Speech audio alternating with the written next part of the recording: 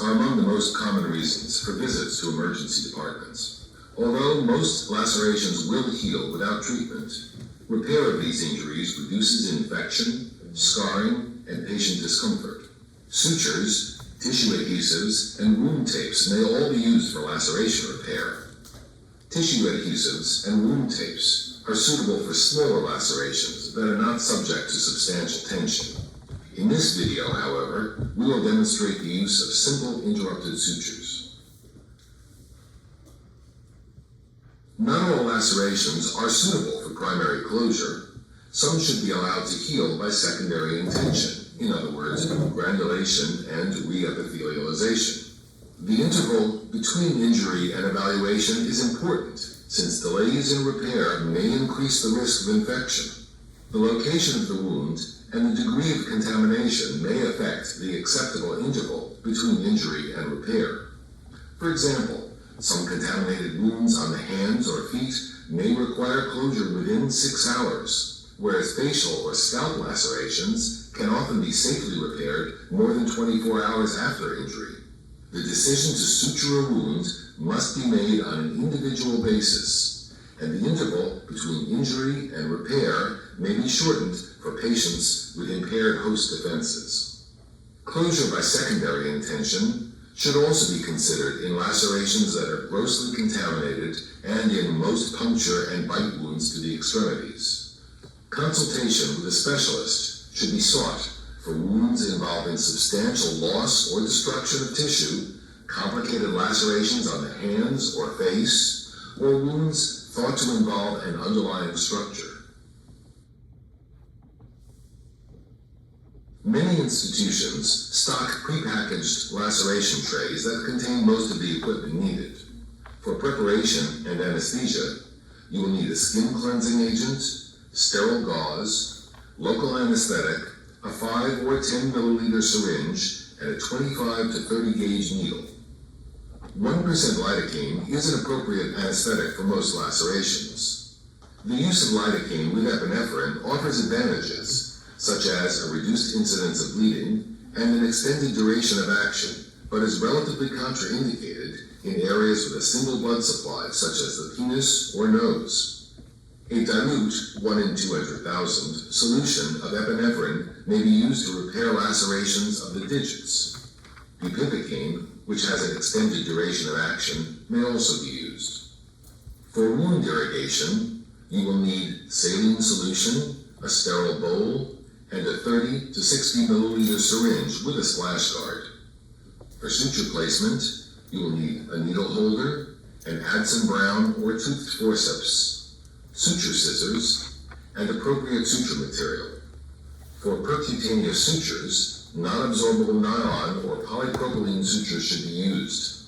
Size 6/0 suture material is appropriate for facial lacerations, whereas larger 3/0, 4/0, or 5/0 should be used on the torso and extremities. Larger suture materials should be used in lacerations that are subject to high degrees of static or dynamic skin tension. Wash your hands with soap and water before beginning the suture repair. Place all equipment on a bedside table that is within easy reach. Position the patient lying on a stretcher with the laceration fully exposed and well lit. Wear gloves and a face shield throughout the procedure to protect yourself against contact with bodily fluids. Apply a skin cleansing agent, such as chlorhexidine or povidone iodine, in a circular fashion around the laceration. Cover a wide area so the instruments and suture material are not contaminated during the procedure. Do not introduce antiseptic solution directly into the wound, since many are toxic to the subcutaneous tissues and could interfere with wound healing. Next, anesthetize the tissues using the preferred local anesthetic and a 25 to 30 gauge needle. Place the needle directly into the exposed subcutaneous tissue at one end of the laceration, pull back on the plunger to avoid intravascular placement of the agent, and then slowly inject anesthetic as you advance the needle. Inject the anesthetic in the plane between the dermis and the subcutaneous tissue, because this location offers less resistance and is less painful than direct dermal infiltration. Anesthetize the remainder of the laceration. Begin subsequent injections in regions that are already anesthetized.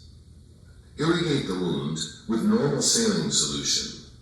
Vigorous irrigation with a 30 or 60 milliliter syringe and splash guard is required to provide adequate pressure for mechanical debridement.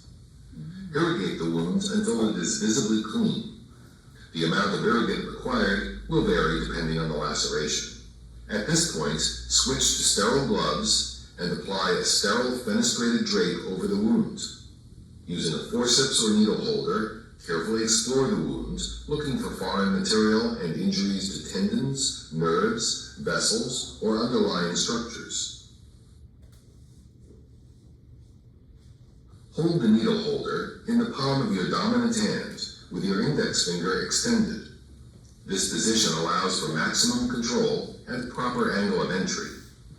Hold the forceps in your non-dominant hand the way you would hold a pencil. Load the needle at the very tip of the holder at a 90-degree angle. Grasp the needle at the junction of the proximal and middle third of the needle. Keep in mind the following principles during laceration repair. You should insert the needle into the skin at a 90-degree angle and take a curvilinear path through the dermis and subcutaneous tissues. You should make sure that the bite width and bite depth are the same on each side of the laceration. Ideally, the bite depth should be greater than the bite width. By following these principles, you will create sutures that follow a curvilinear path through the tissues and result in eversion of the wound edges. Eversion is necessary for proper healing and results in the best possible cosmetic result. Position yourself so that the laceration is parallel to the frontal plane of your body. Place the first stitch in the center of the wound so that it bisects the laceration. Use the forceps to gently avert the wound edge opposite you. Do not pinch the tissues between the tips of the forceps because this may injure the tissues. Enter the skin at a 90-degree angle and then supinate your wrist to drive the needle through the tissues. Use the forceps and then the needle holder to grasp the needle near its tip, being careful not to crush the actual needle tip before supinating your wrist again to complete the first half of the stitch. Repeat the process on the opposite side of the laceration, first everting the wound edge with the forceps and then driving the needle through the tissues by supinating your wrist. Pull the suture material through the wound so that a 3 centimeter tail remains on the entry side. To begin the first knot, place the needle holder parallel over the wound. Hold the needle end of the suture with your non-dominant hand, allowing the needle to rest on the sterile drape. Next, wrap the suture over the needle holder twice. This forms the surgeon's knot, which prevents the first throw from loosening. Rotate the needle holder 90 degrees, grasp the free end of the suture, and use your hand to pull each end in opposite directions across the laceration, tightening the knot only enough to approximate the wound edges. Begin the second throw by again placing the needle holder parallel over the laceration. On this and all subsequent throws, wrap the suture end over the needle holder only once. Grasp the free end with the needle holder and use your hands to pull each end in opposite directions across the wound. Place 2 more throws in the same fashion. To ensure that all knots you tie are square knots, remember to position the needle driver parallel over the wound, draw the sutures over the needle driver, and move your hands back and forth across the laceration without crossing each other. After securing the final throw, offset the knot from the center of the wound. Finally, cut the suture ends with the scissors, leaving tails of approximately 1 centimeter. Continue the repair by placing additional sutures, each time bisecting segments along the laceration. This approach facilitates proper alignment of the wound edges. As the edges become approximated, you may place sutures in a single pass without having to come up through the center of the wound. No steadfast rules exist regarding the number of sutures required for a given length of laceration. Enough sutures should be placed so that all gaps in the wound edges are eliminated. Generally, the space between sutures is approximately equal to the bite width. Once finished, remove the drape and wipe off the antiseptic solution. Activate safety devices such as the safety caps and dispose of all the instruments and needles in appropriate biohazard containers.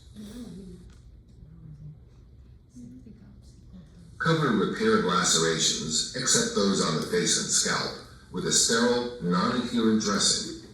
The use of topical antibiotics and creams is of limited benefit and is not mandatory. However, they should be used on uncovered wounds in order to maintain a moist environment. Administer tetanus prophylaxis if the patient's immunization is not current. Prophylactic antibiotics are not needed for simple, clean lacerations. However, they may be considered in patients with grossly contaminated wounds, crush injuries, or impaired host defenses. Instruct the patient to keep the wound dry for 12 to 24 hours. Subsequently, the patient should be encouraged to wash the wound gently with soap and water, but prolonged immersion should be minimized. Provide the patient with written wound care instructions, including ways to spot signs of infection.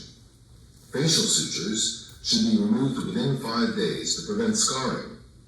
Sutures placed in the scalp, torso, or extremities should be removed within 7 to 10 days. Sutures subject to a substantial degree of tension, such as those overlying joints, benefit from being left for a longer interval and should be removed in 10 to 14 days.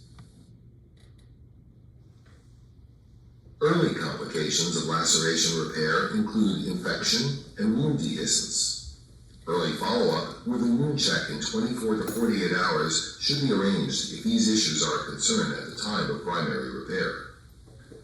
Additional complications include a retained foreign body, unrecognized deep structure injury, and scar formation.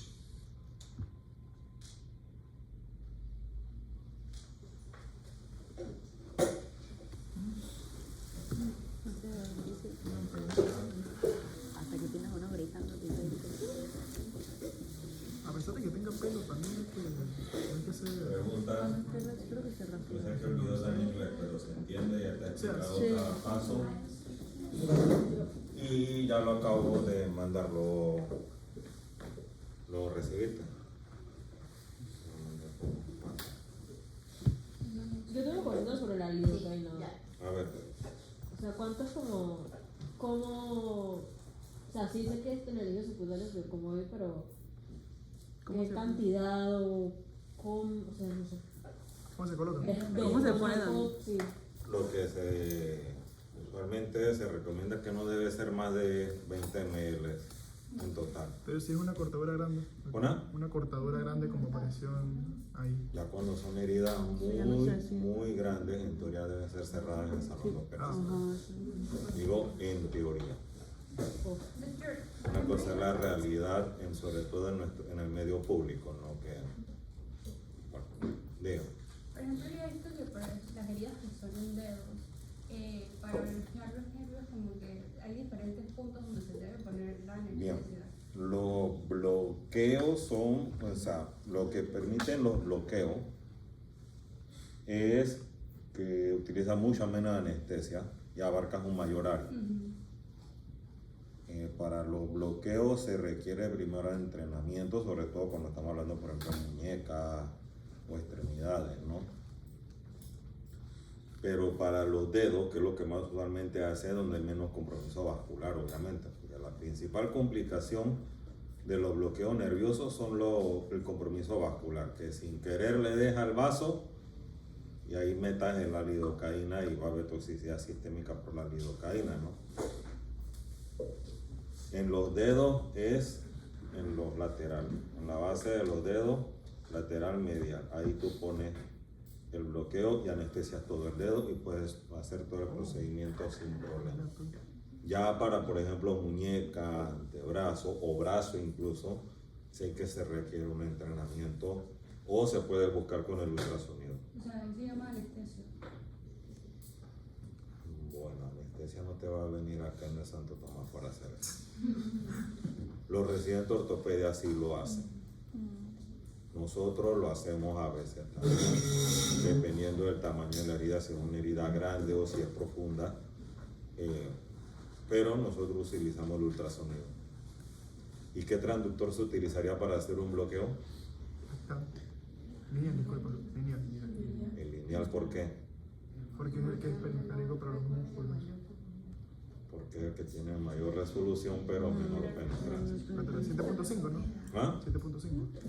Sí, el transductor es 7.5 en adelante. El transductor lineal es el que se utiliza para eso. Y tú te guías con la aguja hasta ver el nervio. No es que vas a meter la aguja en el nervio, sino que anestesias alrededor. Y eso se puede hacer guiado con ultrasonido. La inyección intraneural del anestésico no va a lesionar en sí el nervio, pero sí le va a causar mucho dolor y mucha molestia, mucha parestesia al paciente. O sea, por eso, acá en el caso no hay problema, el paquete vasculonervioso es más pequeño. Entonces tú anestesias a un lado, otro. ¿Qué yo le digo a los internos y a los residentes? Y eso lo hago yo. No es que eso esté escrito en ninguna norma o algo así, pero uno con el tiempo también va aprendiendo la parte práctica de la medicina. Cuando yo estoy en trauma me llega un paciente que tiene una herida en el dedo y obviamente hay que mandar al paciente a pagar y todo eso. Ustedes están aprendiendo el trámite este burocrático que yo llevo años intentando cambiar y no he tenido éxito, pero bueno. Esas son las cosas donde ciertos diputados no están metidos, ¿no? Más fácil echarle la culpa al médico. Pero como yo digo siempre, al final nosotros somos la casa del jabonero de todo el mundo. Apréndanse eso. Y la casa del jabonero más grande del país, adivinen cómo se llama. Santo Tomás. ¿Por qué? A todo el mundo se le acaba la plata. ¿Y a dónde no quiere ir la gente? Al Santo Tomás. No, ¿a dónde no quieren ir? Al segundo. Exactamente. Y si bien es cierto ahora todo es digital, pero al final todo el mundo se le pierde la ficha. Y el sistema de ellos se cae. Así que al final, ¿a dónde queda la gente? Santo Tomás. Exactamente. ¿Y cuál es la puerta de entrada a la casa del jabonero? Les gusta o no les gusta, al final se tienen que llevar bien con nosotros. Hay que preguntar. Sobre todo conmigo, y eso a algunos se les olvida en el hospital. Víctor, yo tengo una pregunta acerca Entonces, de... no, lo que me refiero es esto. El paciente llega con herida. ¿Qué hago yo? Antes de mandarlo a pagar y todo eso, que le duele, yo le anestesio el dedo. Cuando el paciente regresa, ya está anestesiado. Listo para. Ya lo siento. Y ya va a ser más fácil manipularle la herida, limpiarlo y todo. Y peor, cuando el paciente viene con una lesión en los dedos que evidentemente hay una alta sospecha de fractura o de luxación, que obviamente viene con el dedo. Vas a mandarlo a rayos X, antes de mandarlo, no, que tiene que ir a pagar, que tiene que ir a rayos X, anestesiale el dedo. Paciente cuando regrese de toda esa vuelta, va a venir con el dedo anestesiado y puede hacerle todo lo que te dé la gana. ¿Cuántas horas dura esa? Por lo menos 1 o 2 horas. O a veces un poco más. O sea, aquí es donde uno aprende también la parte práctica, porque si yo tengo un paciente que tiene un dedo, pónganse por ejemplo las lesiones de la punta de los dedos, que a veces hay exposición ósea o se fue la parte distal de la falange, y tú no puedes tocar ahí hasta que tú no veas en la radiografía que esa herida no es una fractura expuesta. Pues toda fractura expuesta no se sutura. Las fracturas expuestas se irrigan abundantemente con solución salina y se llama ortopedia. Porque la mayoría de las fracturas expuestas son de manejo quirúrgico. Y 2, si es en esta punta del dedo, tienen que remodelar el dedo. A veces tienen que poner un poco. El señor que Ajá. murió Pero sí. Entonces, antes de tú mandar la placa y todo eso, anestesiale el dedo. El paciente se va a sentir tranquilo, se va a hacer, y tú mismo se lo explicas, mira, ¿lo va a anestesiar el dedo para qué? Cuando venga ahí está. Para que se le calme el dolor. Eso es lo que en ese momento al paciente le interesa, el dolor. Y claro, los que hemos tenido una fractura en algún momento de la vida, sabemos que eso es algo que duele y duele buco. Y los que hemos tenido una luxación en algún momento de la vida, obviamente la infancia de los que estamos en cierta edad fue un poco más atropellada y accidentada. En esa época no había celulares, y lo más que había de videojuego del Atari 2600 en 2 dimensiones. Una palanca y un botón, no la cantidad de botones que hay ahora en 3D. Bueno, así que obviamente nuestro entretenimiento era fuera de la casa. Bien. Así que los que hemos tenido este tipo de lesiones sabemos que eso duele bastante, ¿no? Le quitas el dolor al paciente. El paciente ese es el paciente que sale, me atendieron bien. Lamentablemente no es el que sale hablando en los medios ni va a la asamblea, ¿no? Pero bueno. Así que eso sería en cuanto al bloqueo de los dedos. Bien. Me iban a preguntar y disculpe que la haya interrumpido, ¿no? Yo le tenía otra pregunta. Ajá. Nosotros antes de ayer, vimos justo, ayer, sí, estoy confundida con el día. Vimos a un paciente que vino con una laceración en el cráneo. En el cuero cabelludo. Sí, en el cuero cabelludo. Ujú. Y entonces yo me estaba preguntando cómo se aplicaba la anestesia en ese caso, porque era como aquí, yo vi que la interna se me puso como, no sé. En cualquier parte del cuerpo tú vas a inyectar introduciendo la aguja entre los tejidos alrededor de la herida. Es como si tú fueras lo menos perpendicular posible. O sea, la aguja va de esta manera. Y vas primero de un lado, luego del otro, luego vas hacia el otro extremo y hacia anestesia. Pero siempre es de extremo a extremo, de ambos extremos hacia el centro, no lo contrario. Porque así es cuando, entonces si tú haces lo contrario, ¿qué pasa? Los bordes te van a quedar con menos anestesia, al paciente le va a doler al final, porque usualmente los extremos son la última parte que uno sutura. Bien. ¿Quién más iba a preguntar? Ajá. ¿Qué opinas de doblar la aguja cuando pone la lidocaína? Yo no recomendaría hacer eso. Hay gente que lo hace, le es más cómodo, pero se te puede ir la mano y quebrar la aguja. Bien. Ok, voy a mostrar aquí los puntos que voy a mostrar son el simple, que es el que más comúnmente utilizamos, el Donati o colchonero, que es el que se usa para superficies de alta tensión, como por ejemplo superficies articulares, o en aquellos lugares donde hay grandes grupos musculares, parte anterior del muslo, la pantorrilla, el glúteo obviamente, y lo que es los músculos del tronco, ya sea a nivel abdominal, o a nivel de la espalda, o en las extremidades, en aquellos lugares donde va a haber tensión, porque hay ya sea superficie articular o hay grandes grupos musculares. Ahí es donde se utiliza el colchonero o Donati. Y también entonces le voy a enseñar el punto invertido. El punto invertido es el que se utiliza en las mucosas. Puede ser, por ejemplo, la cara interna de los labios, la mucosa lingual, la mucosa oral. En el caso de las mujeres, este es el punto que se utiliza comúnmente en la mucosa vaginal o en el perine cuando hay desgarro postparto o cuando se hace episiotomía, que en teoría ya es algo que no se debería hacer, pero bueno.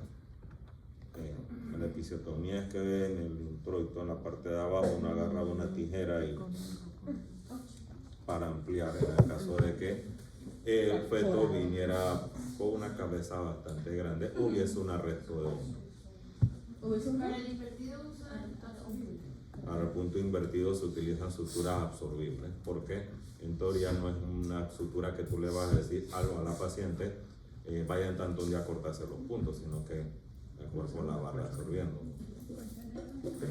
También un punto importante, siempre antes de suturar, cuando ya tú tienes al paciente anestesiado y le has limpiado la herida, tienes que revisar la herida. ¿Y cómo tú vas a describir en la herida? Uno, ¿dónde está localizada? Cara anterior, cara posterior de la extremidad, o cara lateral o cara medial, tercio proximal, tercio medio, tercio distal del brazo, antebrazo, pierna o muslo o dedos. La verdad que, y se lo enseño desde ahora para que se acostumbren a hacer eso.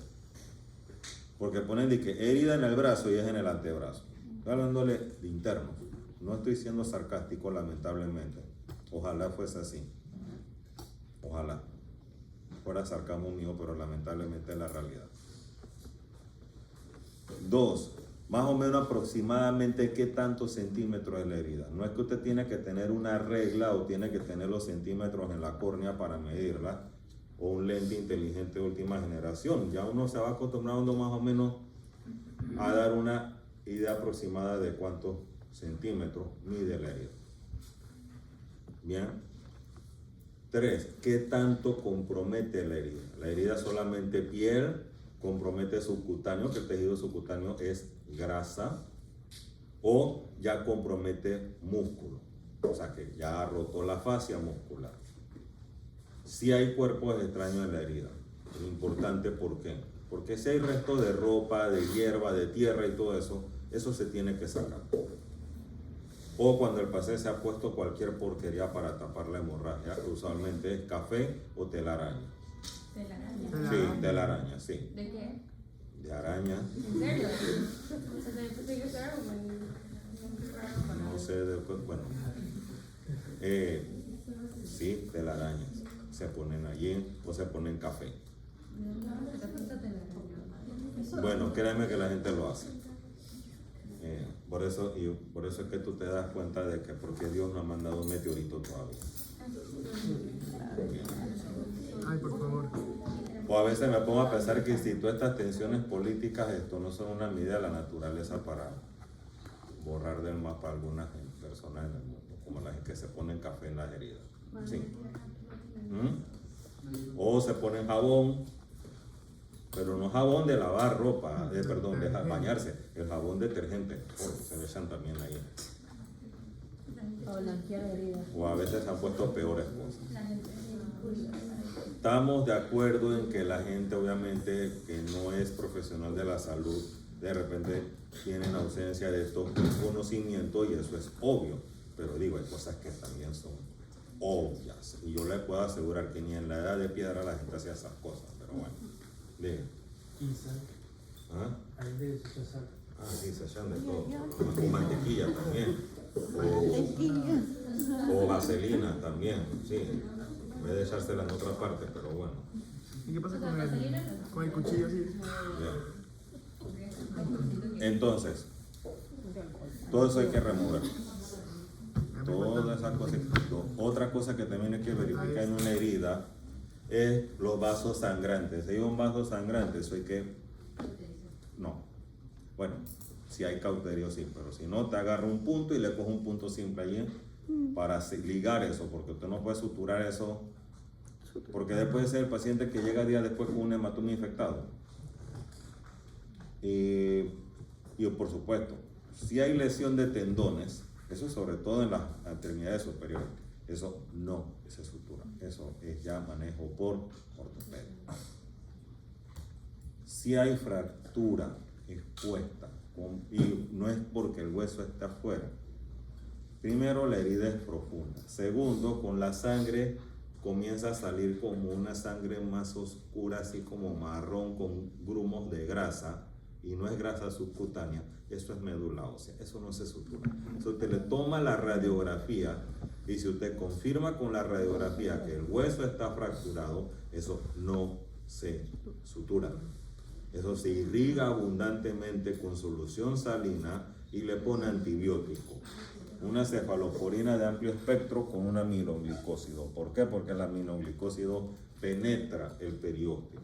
Y la cefalosporina de amplio espectro o una penicilina meticilino resistente, usualmente la que usamos uxacilina, es para el tejido blando. Entonces se le pone antibiótico intravenoso. Toda herida callejera, o sea, producida fuera del hospital, es tetanógena hasta que se demuestre lo contrario. Se le pone tozoide tetánico. Y eso no es una enfermedad erradicada. Si alguna vez se llega alguno que otro tétano por ahí. Bien. Y más en esta época de moda antivacuna, ¿no? Y ahora resulta que la acetaminofén causa autismo, ¿no? ¿Ah? El glorioso presidente de los Estados Unidos acaba de decir eso. La vacuna contra el tétano, ¿cuántos años? 0.5 miligramos intramuscular y dura hasta 10 años si se pone el esquema completo. Ajá, todo para mí. Que el esquema completo es una primera dosis, luego a los 30 días, luego a los 6 meses. Eso dura 10 años. Me tendría que inyectar. Bien. ¿Qué heridas no se suturan? Recuerden, heridas punzantes, incluyendo heridas por arma de fuego. Heridas que hayan pasado más de 6 a 12 horas, al menos que haya un defecto grande, entonces se aproximan pero no se cierran completamente. Heridas con cuerpos incrustados. Heridas que tengan compromiso de hueso o tendones o nervios, no se suturan. Heridas que ya estén infectadas, no se suturan. Y por supuesto, las heridas por mordeduras no se suturan, que tienen un alto riesgo de infección. ¿En qué heridas en la República de Panamá está indicado colocar, en qué mordeduras está indicado colocar vacuna antirrábica? De monos. Murciélago, por animal silvestre.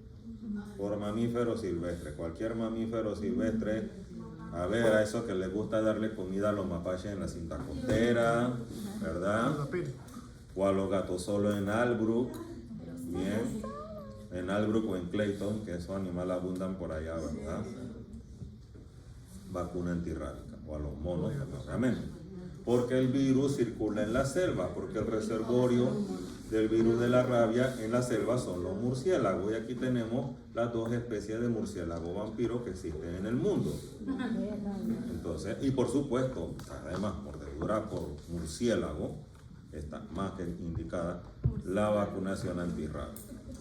No está indicada ni en perro ni en gato. Por muy callejero que sea el perro o el gato, no está indicado.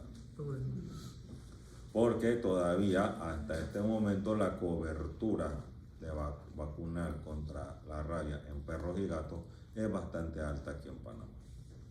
El último caso que hubo de rabia humana por mordedura por perro aquí en Panamá fue en 1972, o sea, hace mucho tiempo. Pero sí ha habido por murciélago. Los dos últimos casos de mordedura de rabia por murciélago fueron en el 2002. Obviamente mortales. Y antes de eso, en el 93, 2 personas que se metieron en una cueva por allá cercana a Puerto Valía, en Colombia. Allá se metieron en una cueva, aspiraron guano de Por el guano se puede murciélago. contraer ¿Qué es bueno?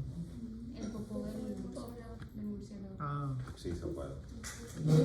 Se contagiaron y O murieron. sea que si voy a las cuevas de Miami me puede dar rabia. Tampoco así, ¿no? Pero si es algo, una exposición muy fuerte, no depende.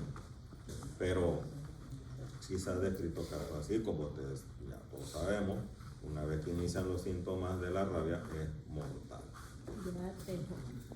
Por eso es que menciono esto, porque siempre llega alguien al hospital de que no es que me mordió el perro y quiero que me pongan la vacuna antirrábica, que eso no está indicado. Obvio, si el perro previamente ya tenía síntomas que son muy obvios, diferentes al de un perro que es agresivo, ya. Eso es una alerta sanitaria nacional, pero hasta este momento no ha vuelto a pasar. Obviamente, si usted va a un país del sureste asiático, de América del Sur, donde lo muerde un perro callejero, donde eso todavía es común, es diferente. Bueno, pero recuerda que las mordeduras tampoco se suturan y se le da tratamiento antibiótico. Vamos a comenzar con la teoría. No me lo censura. Ok, con el baño. ¿Cómo? Sí. ¿Alguien más iba a preguntar algo o a decir algo? No. dale, dilo. O sea, si alguien lo muerde un caimán o algo así. O sea, eso no se sutura. No, porque es que esas son O sea, quedas con heridas. el shock de eso. Es que tú sabes ¿Y cuántas tiburón? bacterias tiene eso. Es que lo que sucede es que las heridas que son por mordedura son heridas que se consideran altamente contaminadas y tienen un alto riesgo de infección si se cierran por segunda intención. al menos que sea un defecto muy grande, entonces se aproxima. O sea, que le coge unos puntos de aproximación para que se acerquen los bordes, pero no se cierran por completo. ¿Sí? Tipo tiburón.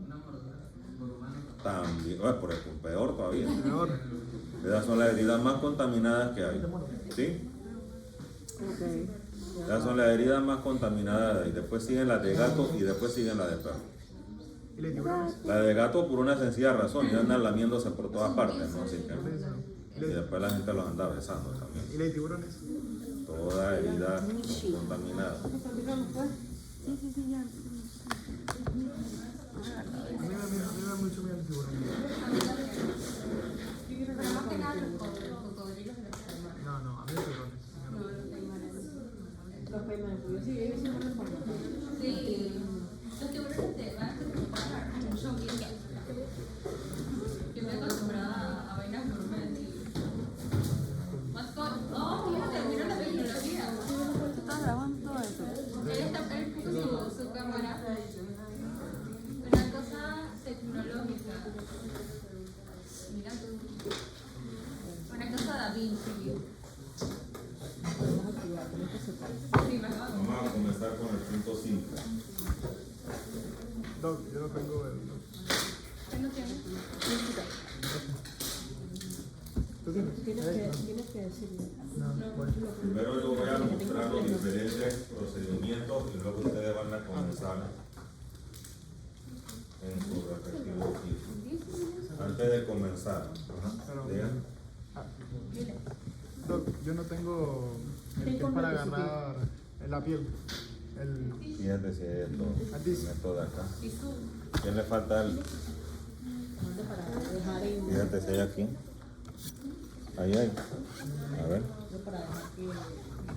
¿Quién Que está? no hay. Aquí está. ¿A alguien más le falta? Bien.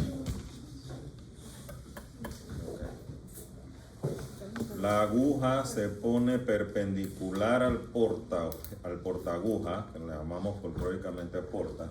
Debe quedar perpendicular de esta manera y ni muy al extremo, porque entonces ¿qué va a pasar? La aguja se dobla, ni tampoco muy al centro, porque entonces no va a tener mucha profundidad del punto.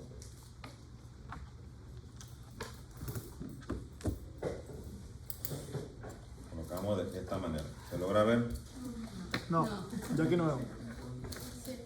Eso es mucha esperanza de mis ojos. Ah, ok. Ya, Sí. Correcto. Y a esta altura ya no ves. Doctor, aquí estamos medio seguidos. Yo Yo también. Yo tuve exposición en las pantallas desde que prácticamente hace como 2 años. Yo estaba predispuesta a ser miope.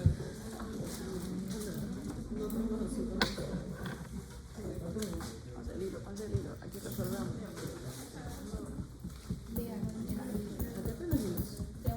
Ahí está. Ya está, ya está.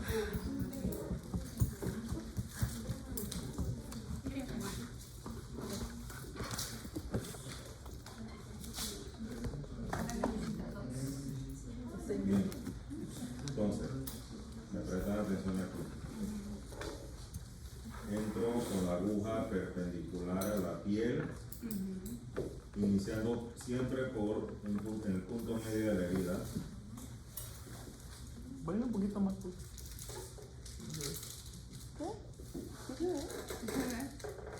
Ah, ok, yo creo. Ajá, que le corro un poquito más para acá. Su manito. La piel un poquito Ah, más un hacia el poquito. escritorio, más hacia el Ay. borde. Ya. Ahí estábamos.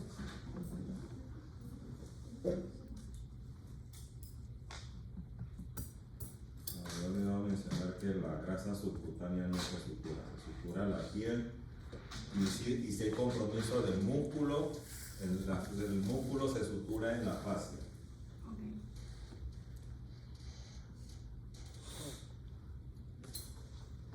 Bien. Permítanme un momento.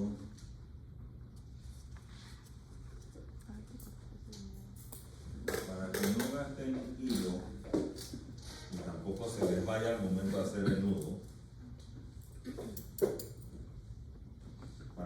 hago esto, que si jalo demasiado, no se va a ir. Ya no. 100% Tips, tips. Volvemos Yo no sé a qué agarrar hacer con la cerro. vamos a acomodar la aguja. Entonces, a la misma profundidad de donde salí de este lado. Ese está haciendo el colchonero, ¿no? No, estamos en el punto 5. Ah, simple. Pero de principio. Entonces entro al otro lado y debo salir a la misma distancia que había entrado al inicio. Ah, pero es que no había visto que debería haber salido de ese lado.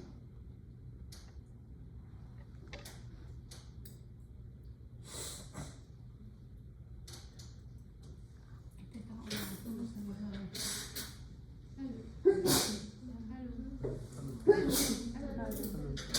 Entonces, para hacer el nudo, coloco el porta paralelo a la herida.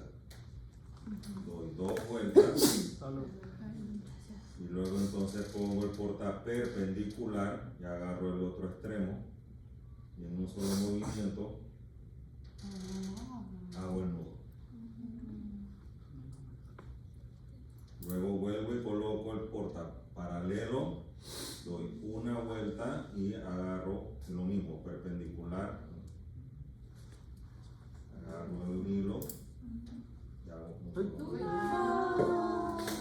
Se fue. Se Y fue lo la mismo imagen. repito Se fue la